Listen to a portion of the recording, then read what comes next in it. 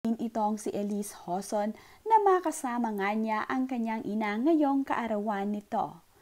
Memorable nga ito para kay Elise Hoson. Ganon din ito para kay Lola Barbie na ngayon nga ay masaya na niyang muling na-celebrate ang kanyang ika-59th birthday kasama ang kanyang anak at apo.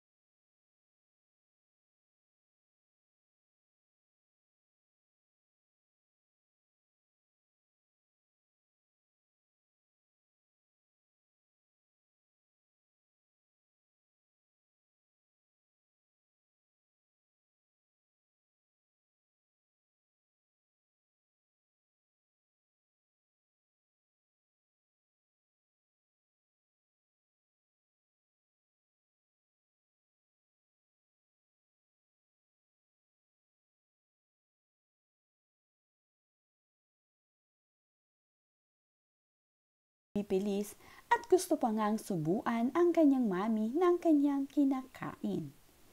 Nang hindi nga siya mapansin nito ay tinawag niya ito ng mami. Kaya naman biglang napalingon itong si Elise Hoson at sinubuan na nga siya ni Baby Feliz. Ayon naman nga kay Elise ay napaka-sweet nga daw ng kanyang anak.